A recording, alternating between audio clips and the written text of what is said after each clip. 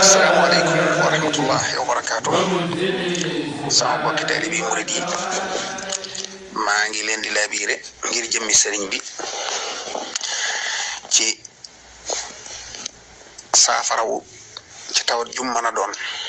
moo xam tawati docteur la tawati zahir wala tawati batin jumu ci mën a doon rek sëriñ bi andil na lu xasida goo xam ne dafa wax sax ne ko koy jàng suba ngoon da ngay am saafarawu akuk texe muy matlabu shifaa'i ودم عليه في المساء والصباح واخلصا تنال شفاء وفلاح كون سيرين بي كو waxal bopam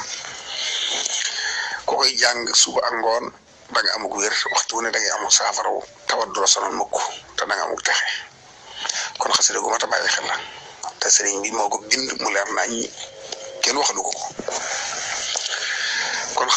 xasida gango gi waye nak dafa am secret bu ma ci génne ngir ko tawat ba noppi ba tawat ji jaaxal ko moo xam tawat ju mën a doon ci xeeti tawat yi boo ko defee yàlla mën na ko suturaal ci daraje sëriñ bi ak barkeb xaside gi mu daal di saafara woon loolu moo di day jàng xaside gi ba ci ñaari bayit yi mu boole leen ñoom ñaar baamu ko téeméer ak fukk ak benn door a eggal xaside gi وجاني مطلب الشفاء بتي يا بر يا لطيف يا معافي يا من له أمل الورى يا شافي أنزل شفاءك مكان الداء ولا تعاملنا بالابتلاء يعني بيدي لي بولي ديكو بام مثلا يا بر يا لطيف يا معافي يا من له أمل الورى يا شافي أنزل شفاءك مكان الداء ولا تعاملنا بالابتلاء يا بر يا لطيف يا معافي يا من له أمل الورى يا شافي أنزل شفاءك مكان الداء ولا تعاملنا بالابتلاء يا بر يا لطيف يا معافي يا من له أمر الورى يا سافي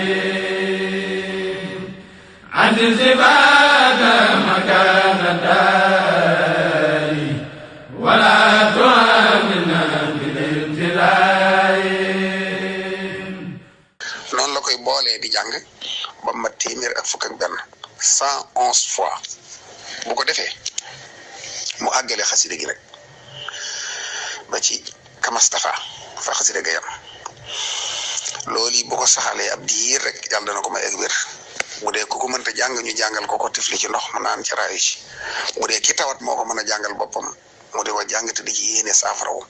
diir bu gàtt mu yëg ne suñu borom teggi na tawat ja te may na ko ak wér maa ngi koy jox addi sama bokki taalibe bi murid yëpp ngir jëmmi sëriñ bi